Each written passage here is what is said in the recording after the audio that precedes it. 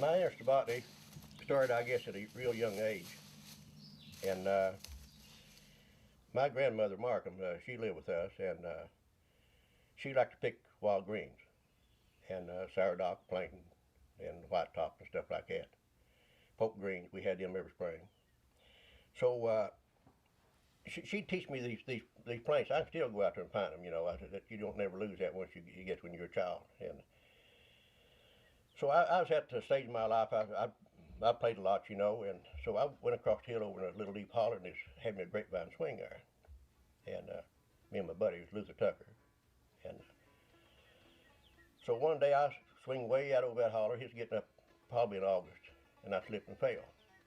And I fell in a patch of something that had big red berries on it. And I thought, man, what is this? So I picked off a couple of them, took them, showed my granny.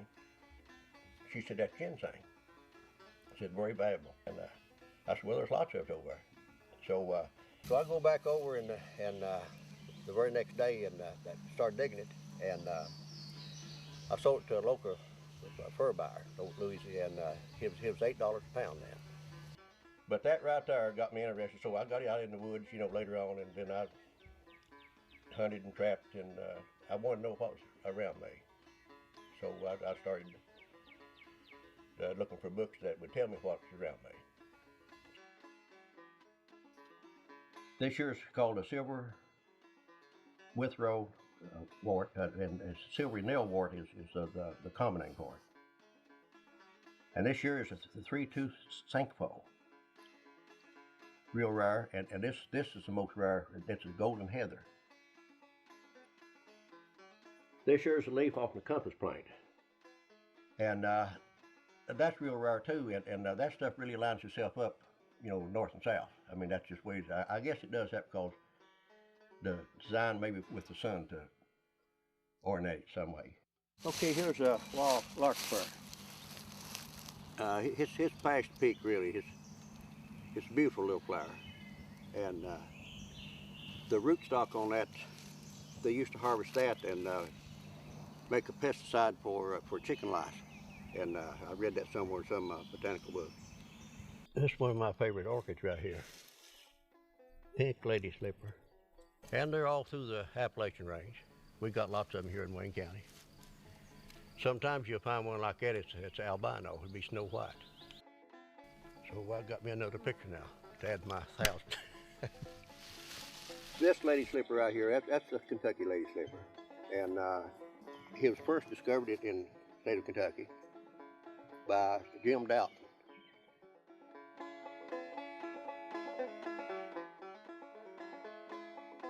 Here is a round leaf catchfly, seen Cylindro tundifolia.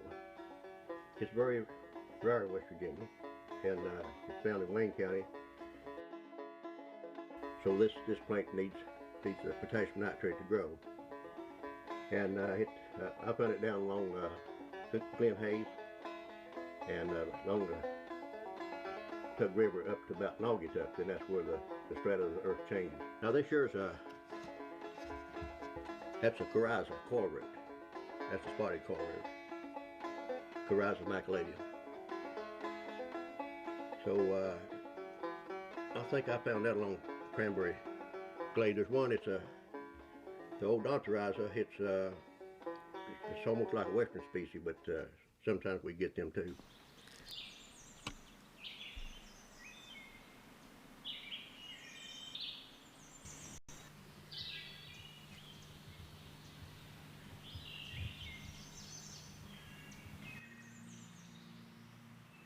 Golden seal, yellow root. I'll show you the reason they call it yellow root. Look how yellow this is. The last count I had of that goes about $30 a pound right now. And there's some places it's pretty plentiful. But it's a medical plant. I put that with my Seneca snake root. Might make a tea out of that after fall. This is crawdad hole. I never did photograph one, I always wanted to. They say the kind that grows on the mountain like this, that they work in that old blue mud, the crawdad is blue too. I've seen them that's almost black.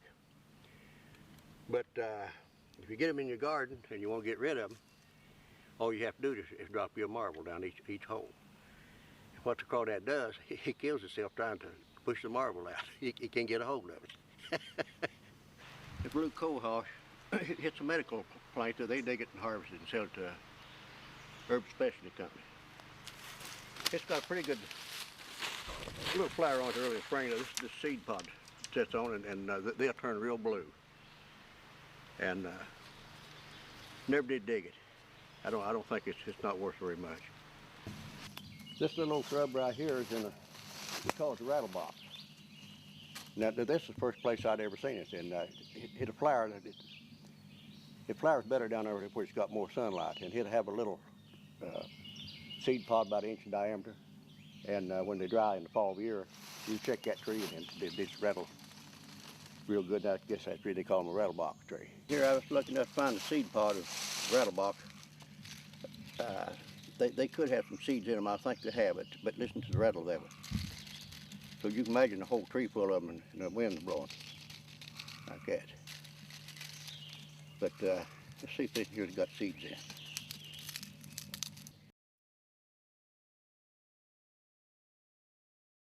Just a couple little gray seeds. I hear a brown thrush. We used to call them choodelings.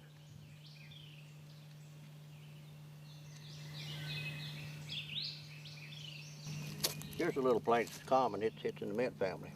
It's pennyroyal. And then there's another mint that grows in this kind of earth too. It's Detney, pennyroyal and Detney. Used to be a song about that. I can't remember this. Pennyroyal and Detney, the sassafras tea. You ever hear that one? Okay, this is Guyenne Beauty. It was originally found, I believe, in Logan County along the Guyenne River. It's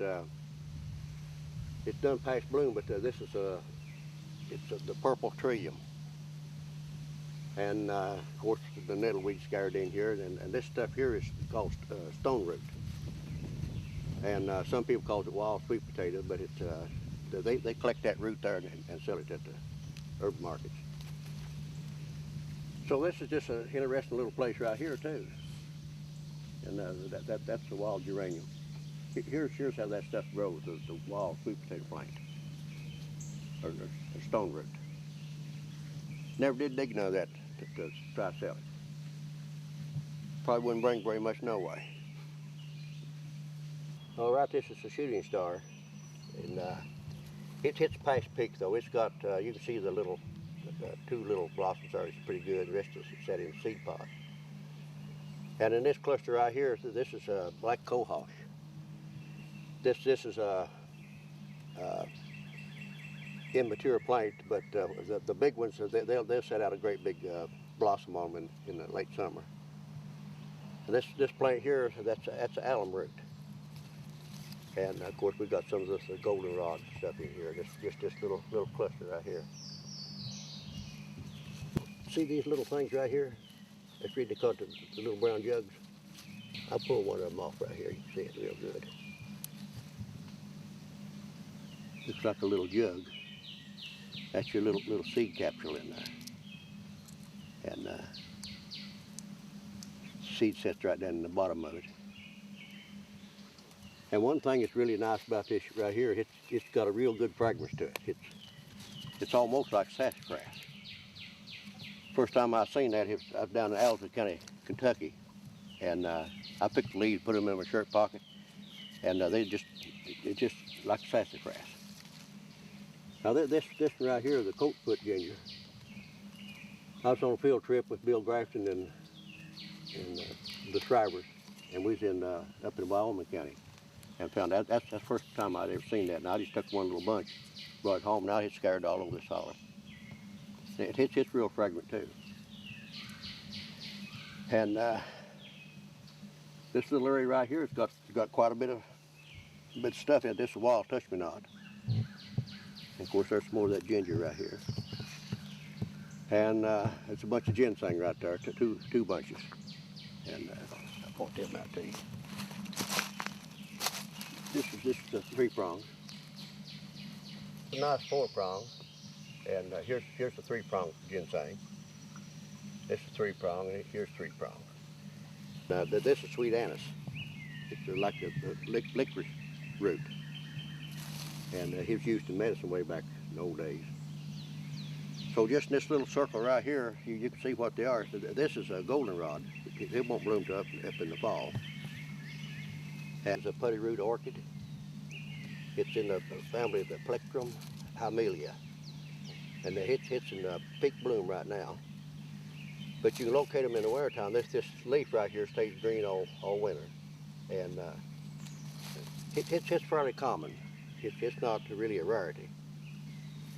They share bloodroot, and so this is a Christmas fern.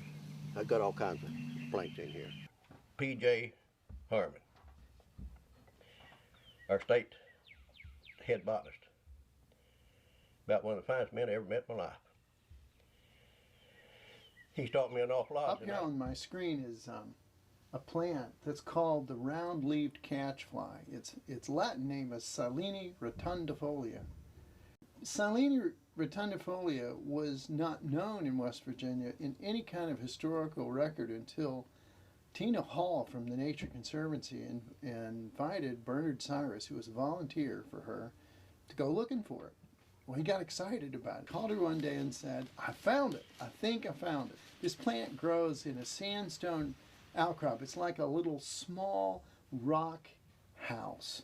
It's maybe not more than 10 or 12 feet tall, of this tan white sandstone. And this thing grows right along the edge of that outcrop. So where the water drips off that outcrop, there'll be a little line, and just back in from that, that's where this thing grows. So we went down, and of course we had been with Bernard a few times looking for ferns and other things, and he said, "Well, since you're coming, bring your guitar, we'll pick a little bluegrass." I said, "Okay." So we went down, and we stayed at his place overnight and met his wife, and she fixed a great meal.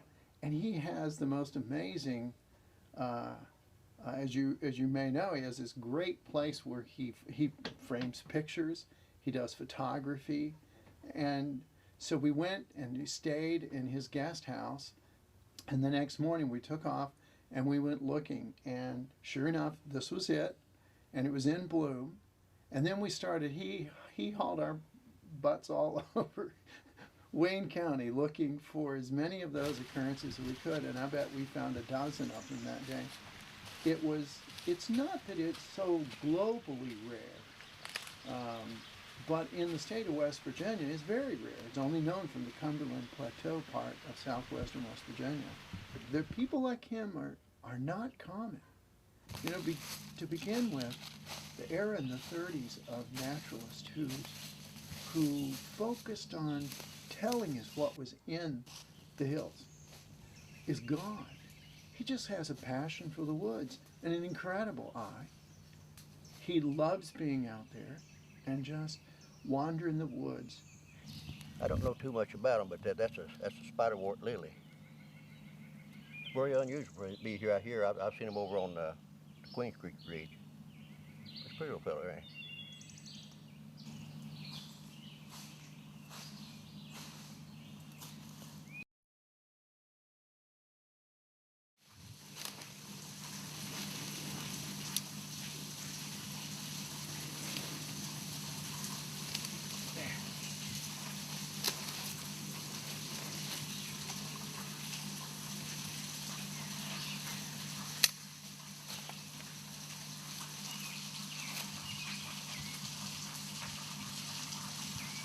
Use this part down here for the handle. It's just this the other way.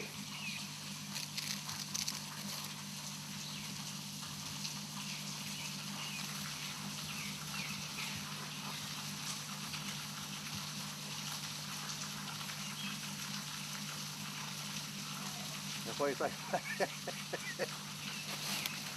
Not worth popping, not. That little bit.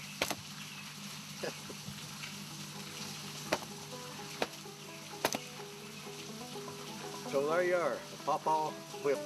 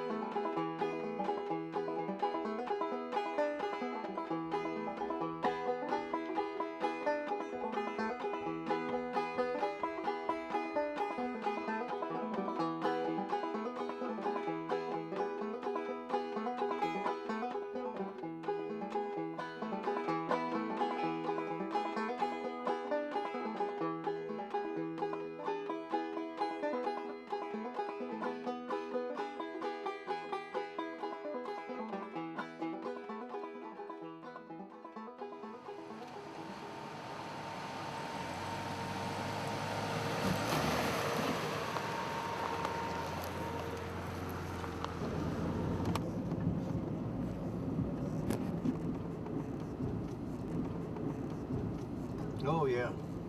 Yeah, nothing like it. If you find good roads, I won't put your Jeep in no big mud holes or anything like that.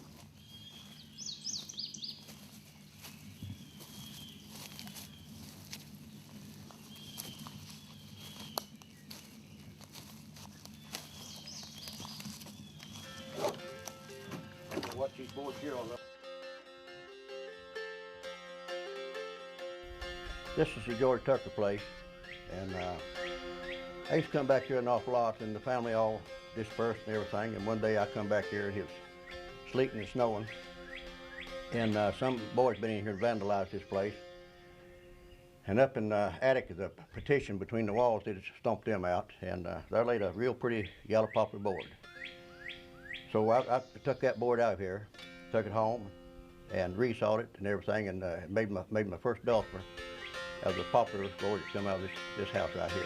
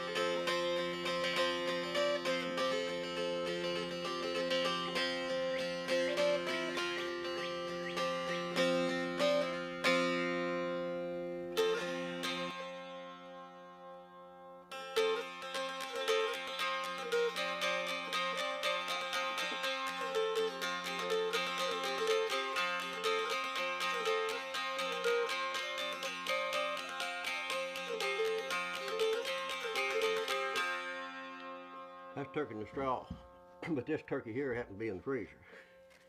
I got him last spring. Heard that other day, they said that sounded like that ought to be on a movie.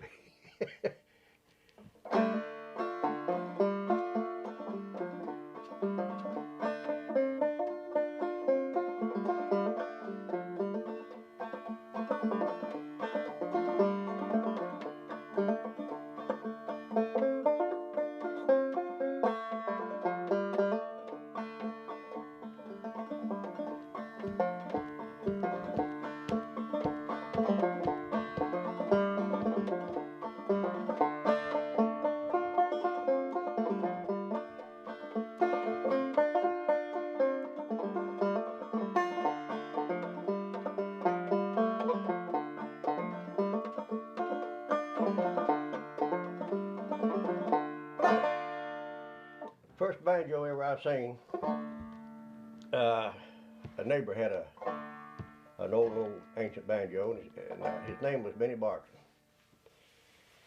He lived about probably a quarter mile from us in a little old, looked like a chicken house. A fine old man, and so I'd ride my bicycle past his place there, you know. And so one day I stopped and I chatted with him a little bit. He said, "Come in here, son, I want to show you something." So I got an old banjo in here. I want you to hear me pick a tune. And I don't have the banjo tuned to the tune that he played, but the tune he played was Kitty Puss. Jump up, Kitty Puss, jump up higher, jump up, Kitty Puss, your tail's on fire. I remember that. And I went in there, and the house had smelled like tobacco and coal smoke. And that old banjo's hanging on the wall. You know, this banjo here, I wouldn't hang it like he hung his. It's just a big nail, and he took it, just hung it upside down on the wall like that. Mine's too pretty to scratch it up. But anyway, he said, he got the banjo down, and he said, "Get that lamp off the mantle," and said, "Light her up, set her on the hearth." I thought, what's going on, you know? So I had him a great old big mattress like that then, you know. I struck a match, lit that lamp, set it on the hearth. He said, "Set her right there, son." And he took that banjo and held it over that lamp. And then he'd pick that hide. He said, "She's getting there now, getting there now." And that thing was black as it could be back there where that lamp had smoked at. So that skin heads that they had back then probably groundhog hide, and they did absorb moisture real easy. So when that happens, then your bridge sinks down, and then you can't play it. Well, he got her all tight like that, and he set his foot up on the harp like that, and started playing kitty puss, and he had to chew tobacco all the same time. He'd sing a verse, and he'd spit, and that tobacco was all over that banjo. It looked like a big tobacco leaf itself. And I'd stop in every now and then, and you see, we had a big sweet russet apple tree out there behind the cellar house, and he liked apples, and I'd load him up on a basket of apples and take up there to him. But he didn't last very long. I don't know how long it was before he passed away. And his brother Ezra, he played the dulcimers. That's what got me started in dulcimers. Well, not then, but later on, I'd go up there the same period of time, and Ezra would be sitting out under an apple tree, and he was completely different from Benny.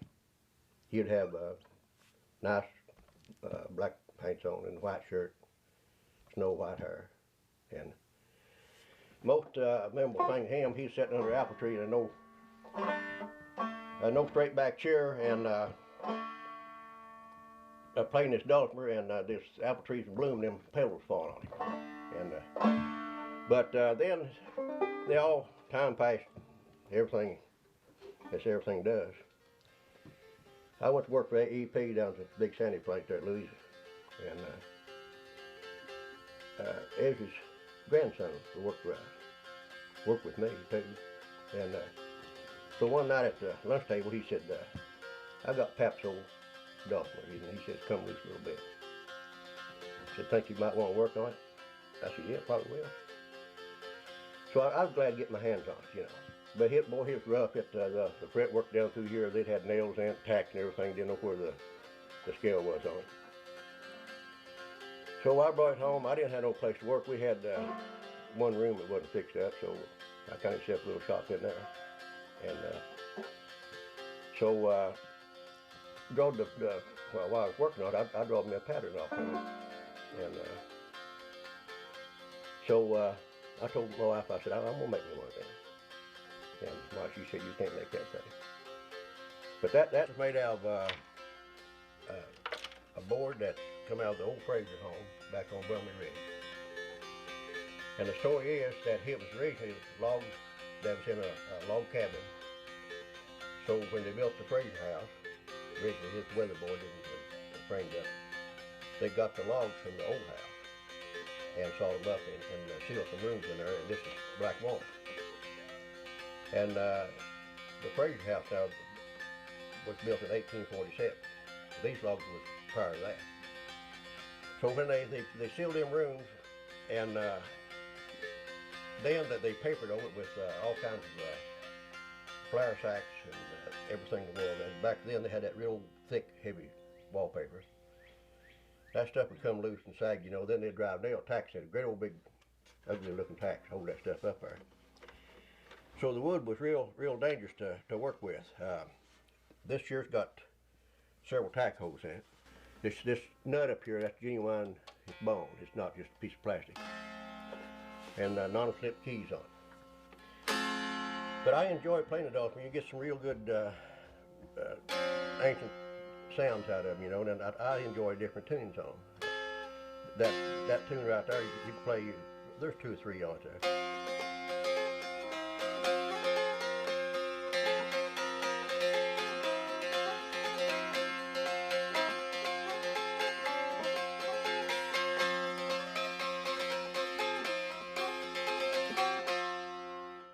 Here is called Orphan Children, and I can't find anybody that can find any words to it. And my mother sung that to me one night.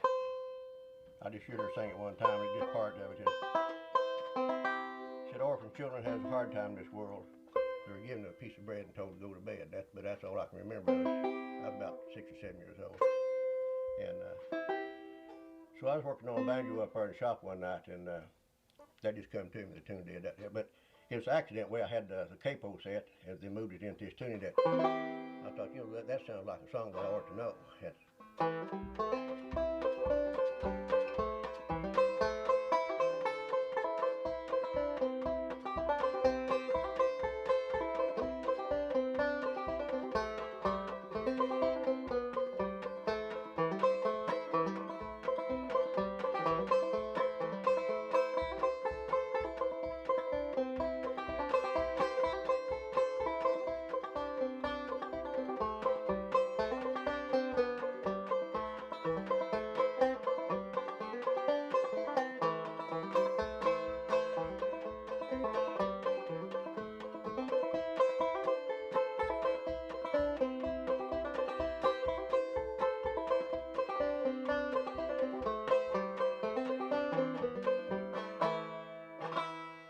It's got a kind of ancient sound to it, I think. People didn't have much entertainment, and they'd gather at somebody's house to have a dance, and they'd have plenty to eat. We'd cook a big supper.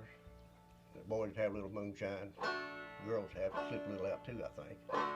But when they danced, they wanted to dance a long time, and so this tune here is called Hook and Line, and it is a dance tune.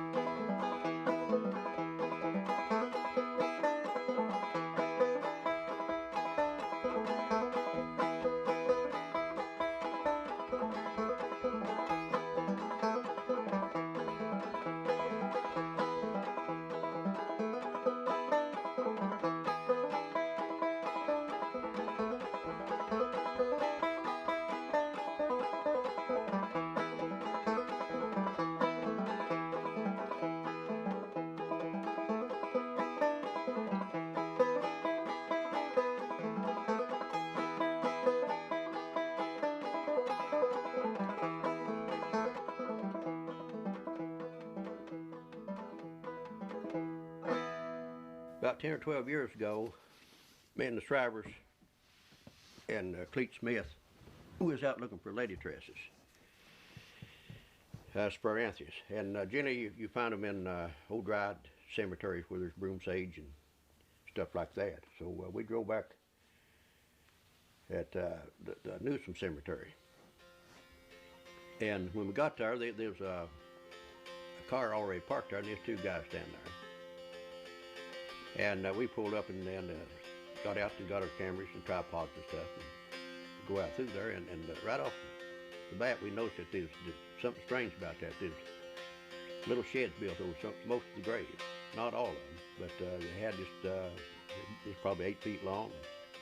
The 10 on the sides was 2 or 3 feet wide, and this built at an angle and had a rib roll on to get the water out. And then some of them had these pretty good shelters that had, you could walk under the roof, and even had a drainage pipe to get the water off from that. And we had never seen nothing like that, and we traveled all over the country. Now, we traveled in Ohio and Kentucky and West Virginia, all over the place, and we generally visit cemeteries. Because there's some unusual things there, not only just lady tresses, you know. There's a gable virginiana grows in there. It's kind of considered a rare plant. Something like that. That great big building they got out there was the big cover of it. It's where they have their gatherings on Decoration Day, and or dinner on on Sundays, whatever, family reunions, stuff like that. But most of the people in this country has forgot about Decoration Day. In my family, that was a mandatory thing for everybody. Kids, I pick flowers and put them in quart jars. If we found any kind of a foil to put around that to make them pretty, and we always mowed the graves and rake them and set wildflowers on them. Daddy never did like any kind of plastic flower.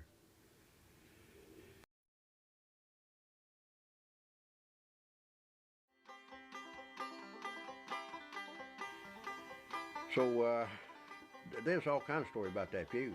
There's some said it happened over hogs, and one story was the Hatfield girl, or the McCoy girl, was dating the Hatfield boy, and then they come down to election, and they got into it there, and there's some killing and cutting there.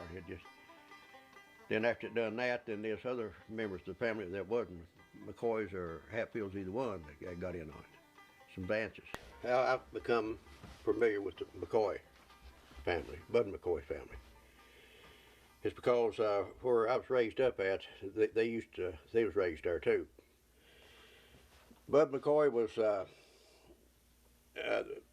he was a big man. He was probably, I'd say, close to 7 feet tall. And when I was just a kid, a toddler, a year or 18 months old, he'd set me on his shoulder and couldn't get through the door with me. They raised about everything they had was raised on top of the hill back there, and cleared the fields off, and raised big patches of sorghums. And so I figured, you could just use so much sorghum to eat, so they fermented them and I guess made rum out of them. But he was known for his whiskey making, and as far as I know, he never did get caught.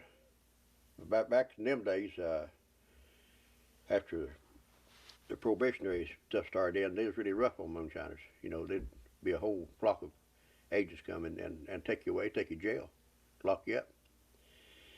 But he made it under the big fall rock up here, and I'd give anything to see that because this water comes over all the time, and spring that never goes dry. Even this year, it didn't even trickle it down none. It run the same flow. I kept tab on it every day.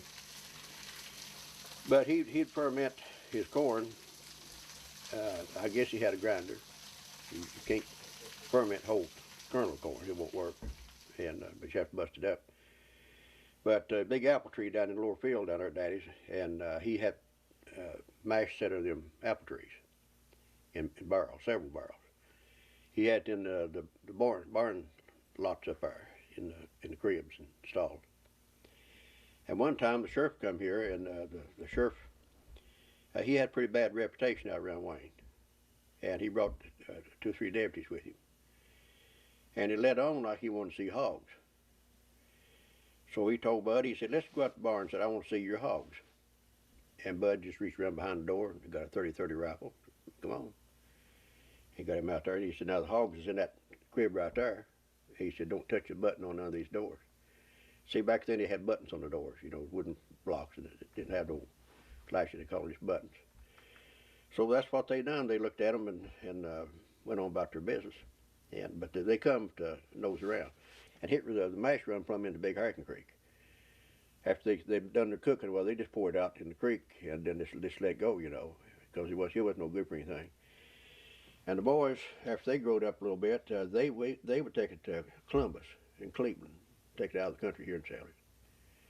My grandfather, Markham, he made it, and he went to jail over it. Last time he went, I think he was in his 70s, and they didn't even lock him in the jail.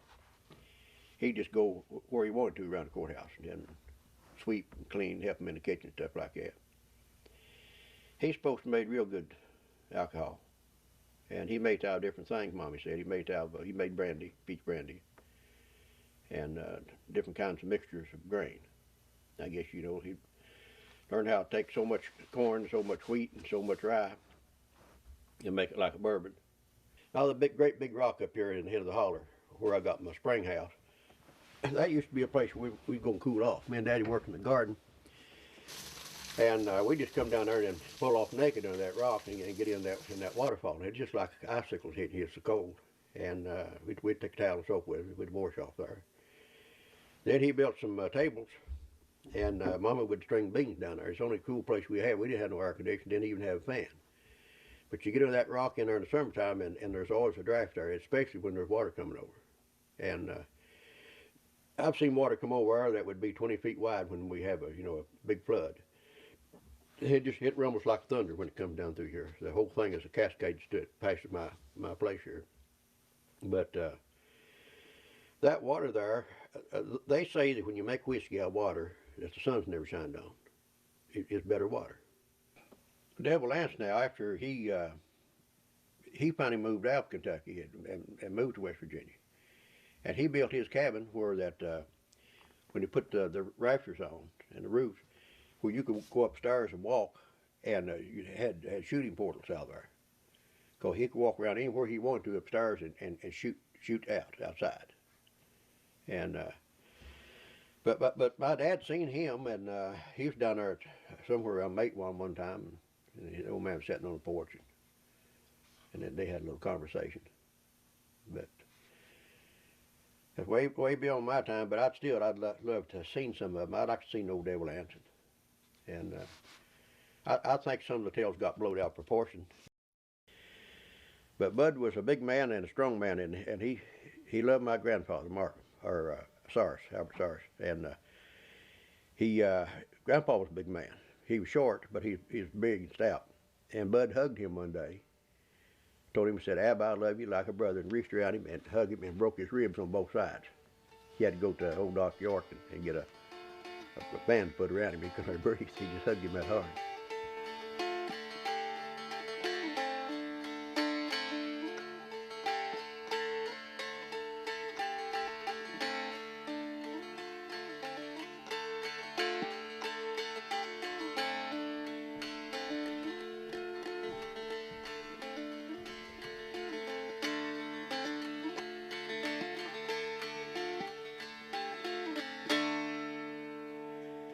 When I was young, I guess 8 or 9 years old, I visited the Porter family up on Grassy a lot. Me and Jack Porter's about the same age. We liked to ginseng hunt together. Hand fish, we done a lot of fishing down in the river, then pay lakes and stuff. And we was out there in the yard one night. We may have been catching catalpa worms or something. We was out there in the yard, and his brother went over there, I think it's Nebert, and saddled up one of the workhorses. And he's going to take him right. Well, he'd come out of there, and from the barn, you had to cross the right fork of Grassy. That is a ford there. It's probably 20 feet with water in it. And so he went splashing through that water and went on up Grassy. And I said, "Wonder where he's going." He said, "He won't go very far. Maybe back Clint Moore's place." I said, let's scare him when he comes back. Get that horse, throw him over. Yeah, it's a good idea. Well, we went and got some big old beech limbs and hid in the tall weeds. So directly we hear the horse coming. It's coming pretty fast. And the timing was just perfect. When he got right there, we jumped out and hollered like a big Indian and thrashed in brush on the ground, and that horse went plumb wild. It was on his hind feet. And he was one of the local boys. I ain't gonna mention his name, but he not on tape, but he was a pretty rough boy up in that country then. And he had, on a saddle horn, he had 2 gallons of moonshine, one on each side of that horn, tied, hanging on that horse. And that horse went around and around. He was holding the bridle, hit us on his hind feet. And when he had hit the ground, he pulled a pistol that looked like a barrel it looked like a yard long to me. And he rode right around us, that pistol cocked right on our heads, like that. Scared me to death, but I thought he was going to kill us. And that was the last time we tried to spook somebody on a horse. But we was all time doing little things like that. Yeah. The best story that Jack Porter told me was an old lady lived down there in a log cabin beside the road on Main Mill Creek. And somebody, I don't even know what her name was, but anyway, they sent word around when somebody got down and was dying, you know, everybody come in and to do what they could do to help the family and everything. And I'm not sure where she maybe not even had a family, but the Porter family all went down there. And Jack could tell you this today, what I'm about to tell you. He said they sat down there and then said, when that old lady died and the spirit left her, and they was putting pennies on it. When they died back then, they put their eye down and lay a penny on them, keep them, hold them down. Said there's laying pennies on her eyes, and said there's the chimney started flooding and dust rolling out of that chimney. And said there's a thing flooded out of there. Said it had a face like a hoot owl, but big long horn feathers on it, and he was red. And he said it had a great long tail, a feathery tail, and said he said it's the devil. Said it lit right on her bed, a foot of her bed, on the bedpost there. And so that thing sat around and looked at everybody. And when it decided that the old lady was plumb gone, it went back out the chimney. And he believes that to this day, and he'd get mad at you if you tell him that it didn't, that there's something coming out of that chimney. One time, me and my buddy, Jeff Hughes, we worked together. He worked in the storeroom, and I worked in the maintenance. So we got to see one another an awful lot. Got to be pretty good friends. I said, you know, I'm going to take me a little trip up in the mountains here in a week or so. I said, would you like to go? He said, yeah. He said, I've never been up there. I said, well, we're going to go up there and camp on Tea Creek. And I asked him if he had a camp stove and all that stuff. I said, what have you got to cook and live with? I said, bring it, because we'll probably stay a long time. So I was fooling around up there, and I found an empty Jack Daniels whiskey bottle. I told Dolores, I said, make me some sweet iced tea and put in that. I said, I'm going to fool him. I said, since he joined the church, I said, he didn't want to talk about liquor or women or anything like that, you know, any kind of sin. I don't think taking a drink of whiskey is sin at all, myself. But anyway, she fixed that all up, put it in the cooler. I fixed it where I could just open the cooler and reach back there and get it behind me. We got up on 79 up before we get that rest stop. I said, I think I'll have me a little drink. You want water? You want some water? I said, no. I said, I can't hardly get to it. I said, reach me that Jack Daniels bottle back there. And he said, I ain't going to touch that stuff. I just pulled over and reached back there and got it. While I was sitting beside the road, I said, I think I had me a little nip. He said, I didn't think we were going to do any drinking on this trip. Oh, I said, start out a little bit like that. I said, won't hurt nothing. And so I just turned up and took a great big slug of that tea. I let on like it, you know, boy, that's strong stuff. Put the cork back in it, went on up the road, and we got up there and we turned off on 19. I reached back there and got her again, and at that time he gave me a pretty dirty look. So when we got down to Birch River, I was talking kind of slurred to him. I said, buddy, let me tell you something. I said, I've got us fixed up. I said, I got us some girls up there. Now, he said, you know better than that. He said, I'm a married man. He said, I don't want nothing to do with that now. I said, why? Listen, your wife won't know a thing in the world about it. I said, how's she going to know? I said, we have little loving around there, a little necking around a little bit, you know. And I said, well, what? Ain't nobody to know it. I said, can't get mad if you don't know it. And of course, it took me another great big swig. At that time, I had it down to over half. I drank pretty much. So we got back on top of Powell Mountain up there where that overlook is. I whipped in there. I said, I think I just killed her off right here. And he walked away from me. He wouldn't even look at me. And so I drank the rest of that. Got out there and I was holding on to the guardrail, swerving around.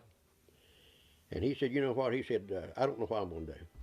He said, if I had a way to get back to you, I'd just leave right now. I slipped and then faked a fall. I said, can you help me up? He said, nope.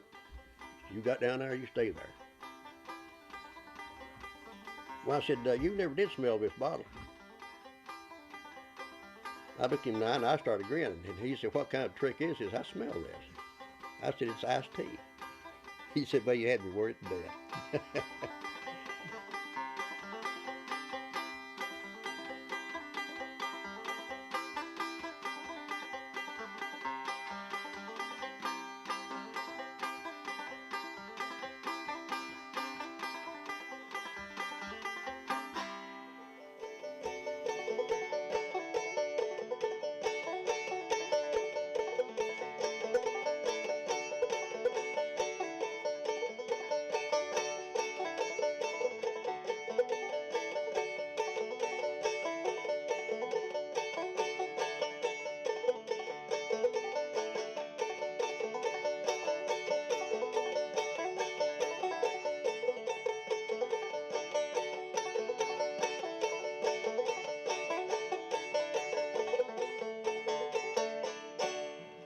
hand for Bernard Cyrus.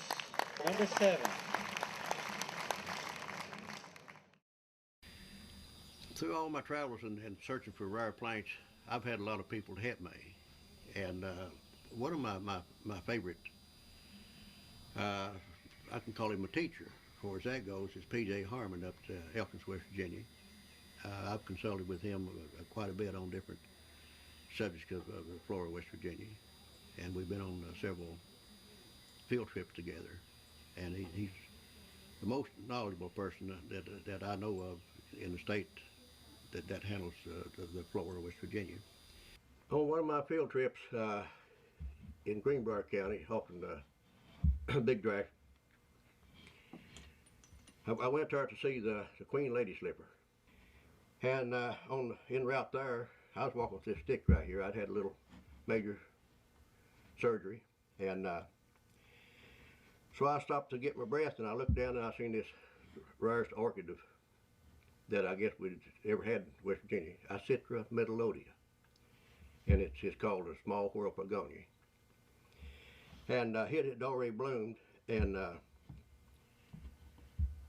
I can say that caused quite a bit of excitement there that day. And Stan Bentley from Roanoke, he was there, and Al Shriver, Scott Shriver, and Cleet Smith, and myself. I made 7 trips up there, and the plant never did show itself no more. So then P.J. Harmon, he done a soil survey in there to see what kind of soil that's in, see if it had some kind of micro or had something that made it grow, but never did get no results of it. But these botanists I run around with is really strange people, and they're in a class of their own, and I guess I'm considered in that class too. But I'm going to tell a little story about going up to a little place called Norton near Elkins. And there's a little orchid blooms up there. It's called the Three Birds.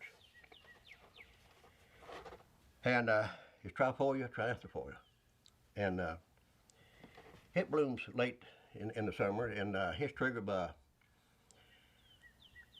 if you have a cold rain come through, it triggers that plant in 3 days, hit a bloom. So when it starts blooming, you find them, and there's 3 on the stem, and so they'll raise themselves up, start about 10 o'clock. And about noon, the flower is in full bloom, and around 2 or 3 o'clock, it's withered and tumbled over, bent over. Then when it starts drying out, it'll raise back up and set the seed pod. And the seed pod, it contracts when they're ripe, and kind of like a wind vane, and they don't disperse all at one time. Wind carries them to different places. And but I was notified of this location by Cleet Smith in Pittsburgh. So I go there that morning and drive up this coal road where they strip coal in there. Got in the forest, and somebody had marked the location with a red flag.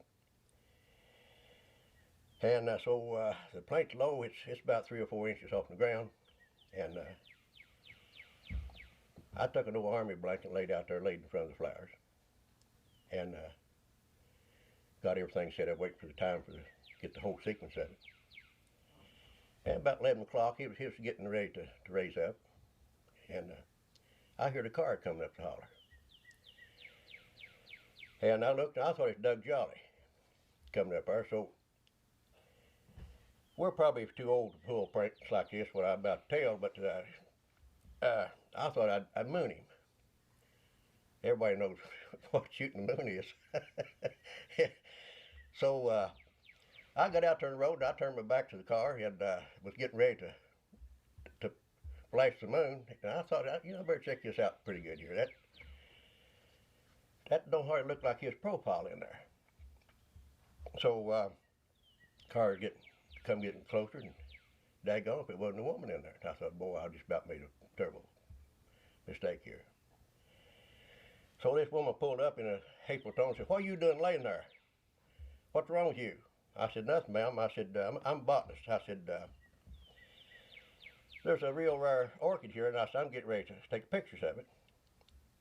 Well, I guess that's okay. I said, is this land posted? She said, no. I said, if it is, I'll leave. She said, no, it's all right. Go ahead and do what you're going to do. I said, Noel, I said, to do what I was going to do, I said, would have been a disaster to me. She said, what? I said, I just about to come to her giving you the moon. I said, you know what that is? She said, yeah. I said, I'm sorry, but I want to tell you that that almost happened here. She said, you know what? I said, I'm about 55 years old. I've never been mooned. And I said, you haven't? She said, I'll tell you what, mister, said, just for the sake of what you thought you was going to do, you can really do it. I'm going to drive up the road, and when I flash my brake lights, they gave me a moon. I thought, well, she asked for it. I might as well do it. So she goes up the road there about 100 yards. She tapped her brake light. I thought, well, I'm not going to give her a full moon. I'm going to give her a crescent moon. And so I just gave her a crescent moon. And you know what she done? She got to give me a full moon. So we went to Cowboy Lingo, and we was looking for a fragrant pine sap. It's a possibility that I might be the second person in West Virginia to ever find one in West Virginia. I've heard of people looking for them in a lifetime and never seen this plant. But anyway, that morning we went to look into some big spruce pine forest. So that morning I shaved up real good, and I used this bay rum shaving lotion.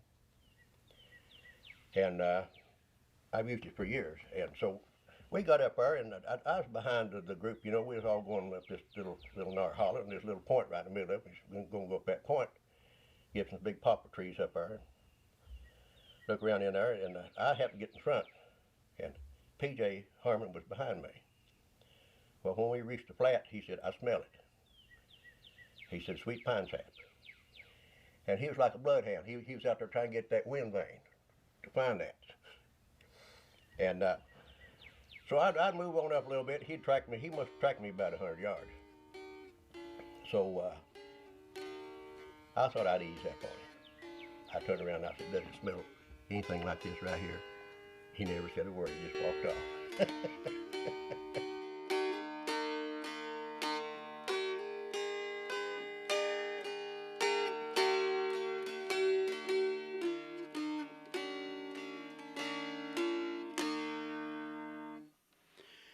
One time I was out doing a little botany, and I went to Naugatuck. In Pigeons Creek there, on when you go up Pigeon Creek on the right-hand side, it's just different formation, different strata in the earth. But on the left-hand side, there's this big sandstone rock houses, big tall cliffs. It's part of that Cumberland sand. So I was doing botany up there one time. I was recovering from open heart surgery, and I had some boys to go with me to carry my camera equipment. I got back in there, and great big tall sandstone rocks, and then where the wind had blown over the centuries, just like little pockets back in it. So I sent this kid up there to look and see what was in it, if there's anything at all in them pockets. And he said, Bern, he said, there's a funny looking plane up here. And I managed to get up there and look at it. There was 22 of them, and I realized what family the plants was belonged to. They belonged to the mustard family, Arabius, and had lavigate leaves. And so I took a couple of them for specimens, and brought them home and dried them out, pressed them and everything. And I showed them to Dr. Nelson, and that for us, as they know, this plant has never been recorded. It's probably a new species that we don't know where it come from. And then that spring they had a great forest fire in there, and the fire when went up the mountain, it scorched all these plants in there. I didn't get to see it bloom, and I've not been back in there no more. It's hard, a really hard place to get to.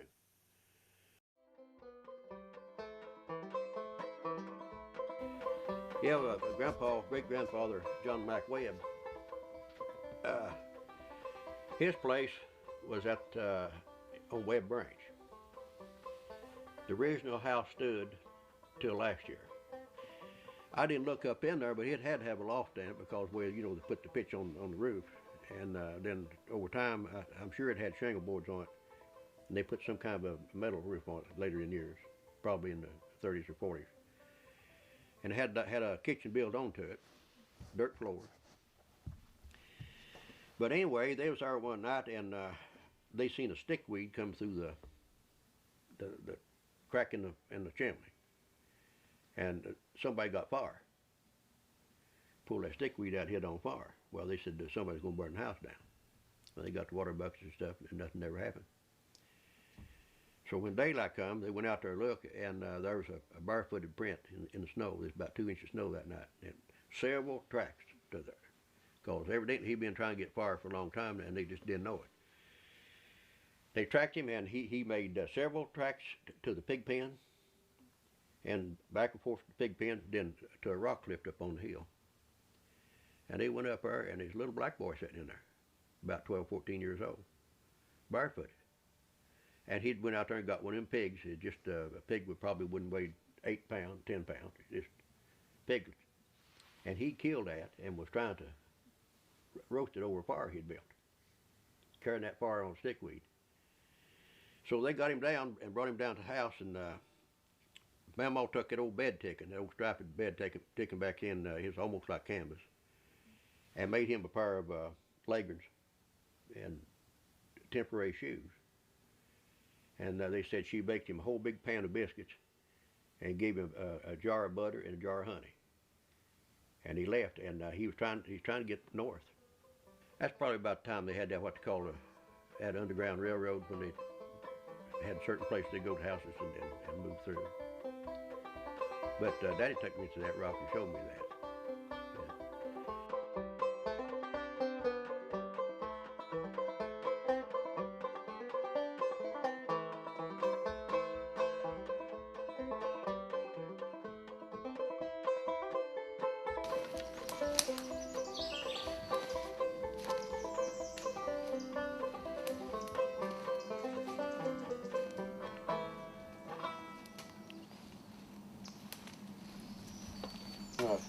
Dusting themselves. I would say wild turkeys come in here. You know how chickens dust in and sand to get the lice and stuff off from them. But activity's been in here. You can actually smell an animal. It don't smell like a dog or anything, but there's presence of animals here. I don't see no snake signs in here nowhere. But all out through here, there's places where they had animals and stuff kept in here. See, you take a rock house like this, as long as it is, it's probably from the rock where we started out there a while ago to the end of this, it's probably 300 yards. Right here's a couple interesting things. Probably right there they had something, I'd say that was a storage maybe for potatoes or something. It's dry rock back in there, and then at least they had it walled up. The family that lived here probably was the family that pioneered this holler, or cove, you might call it a cove. It's real rich. All this sandstone that's accumulated off here in times made it real sandy, loamy soil down there. It's good for crops and stuff. Later on in years, when this has all been abandoned, the pack rats takes over. And they get in these ledges, and they store mushrooms, and anything they can find, dried leaves, they put them back in there, and that's their winter food and stuff.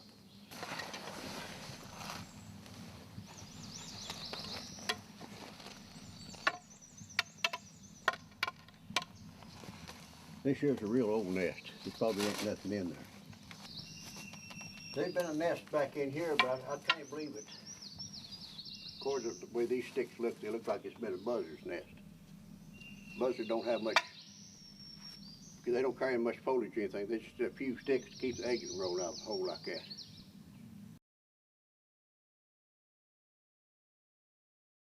They're sure sand lines. Old people call them doodle bugs. And they're supposed to be get down, you can call them, and you'll see the sand moving in there, but see if we can find one.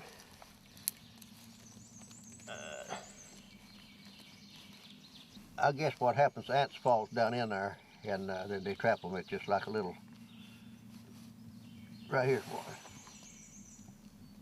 They may be dormant right now. Most times they're active. They'll move around, or he might be just playing dead. But you can see it's got pinchers and sand lines, doodlebug. Man, look here, what a pretty little thing we found. The cavity in here's got water in it, little planks growing in there and everything. See some wiggle tails in there. I've always heard that stump water would take warts off around. Oh, here's 1, 2, 3, 4. The yellow morels, the good kind. This here's a prize right here. Most of them you find is darker color. These are the best ones, they are.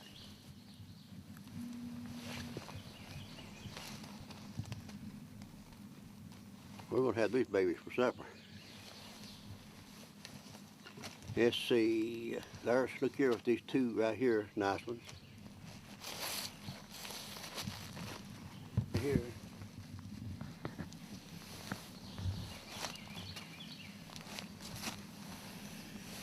See there how they blend in with the leaves, you can't hardly see them.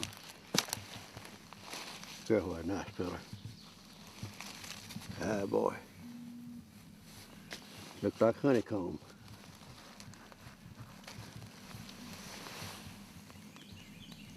Look here what a bunch of molly moochers I found. That's going to be good for supper. Dip them in buttermilk and roll them in a little milling flour. Look down how pretty them is. These is the best kind. I like the light colored ones. The black ones, you know, you can eat them too. But ain't them nice. Supper time.